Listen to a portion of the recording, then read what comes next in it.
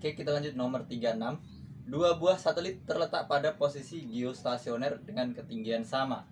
Nah, maksudnya geostasioner itu apa? Geostasioner itu adalah ketika periode orbitnya sama dengan periode rotasi bumi. Kemudian tadi ketinggiannya sama. Setelah itu satelit A memiliki massa 3 kali satelit B. Berarti masanya si A 3 kali masanya si B. Jika tiba-tiba gravitasi bumi menghilang, kedua satelit akan terlepas dari orbitnya dan bergerak lurus sesuai dengan hukum 1 Newton. Kemudian bakal bergerak lurus dengan hukum 1 Newton. Satelit yang akan bergerak lebih jauh adalah satelit yang mana? Nah, sebelum menghitung jarak, kita lihat dulu jenis geraknya gerak apa? Gerak lurusnya beraturan ataukah berubah beraturan, ya kan?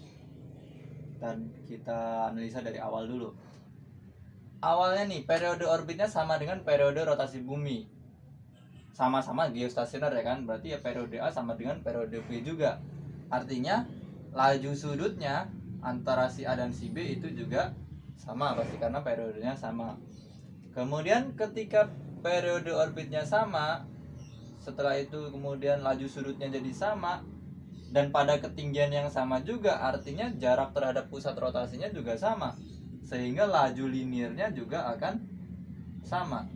Jadi laju linear A nya sama dengan laju linear B, misalin aja lah dengan V gitu kan.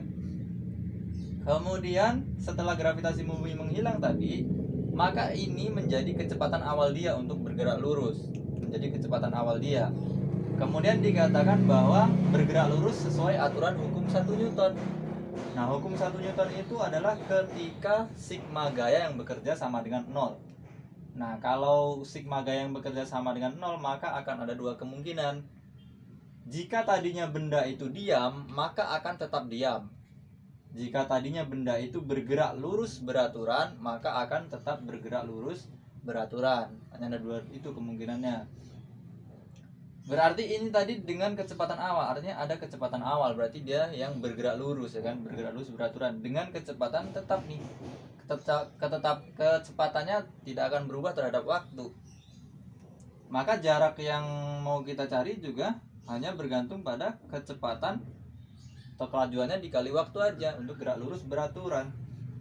Sementara si A dan si B kecepatannya atau kelajuannya sama. Kemudian waktu tempuhnya untuk jarak terjauh pasti sama juga karena jarak terjauh dihitungnya waktunya juga pasti sama untuk A dan B. Artinya hasil kali kecepatan terhadap waktunya juga pasti sama antara si A dan si B. Gitu. Kita lanjut nomor 37. Sebuah benda berbentuk silinder bermassa M memiliki massa jenis ρ lebih kecil daripada massa jenis air. Ini ada bendanya, silinder kecil, massa jenis ρ dan massanya M. Benda dimasukkan ke dalam silinder berisi air, tidak ada air yang tumpah dari silinder tersebut. Nih, awal silindernya, awal tabungnya ada air segini, kemudian dimasukinlah dia silinder tadi sehingga bertambah tinggi sebesar delta H untuk airnya karena nggak ada yang tumpah tuh. Kemudian luas alas bendanya adalah A, massa jenis airnya adalah ρ0. Ini massa jenis airnya ρ0, luas penampang si bendanya A. Tinggi bagian benda yang terendam adalah, maka ketinggian bagian yang terendam ini hanya. Nah, kasus ini gimana nih? Berarti kan ini kasusnya adalah kasus benda yang terapung. Kasus benda yang terapung. Ketika terapung, maka gaya beratnya sama dengan gaya apungnya. Gaya berat benda itu akan sama dengan gaya apungnya atau gaya Archimedesnya. Kemudian untuk berat benda itu massa dikalikan dengan gravitasi. Sementara untuk gaya apungnya itu massa jenis fluidanya di mana ini ya tadi ρ0 dikalikan dengan gravitasi dikalikan dengan volume yang tercelup. Volume yang tertutup dari benda berarti ya luas, volume yang bagian bawah ini nih, bagian bawah ini aja berarti luas alas dikali tinggi, ya kan. Volumenya berarti A dikali tinggi atau kedalaman yang tercelup tadi. Gravitasinya bisa dieliminasi. Kemudian yang ditanyakan adalah nilai H tadi.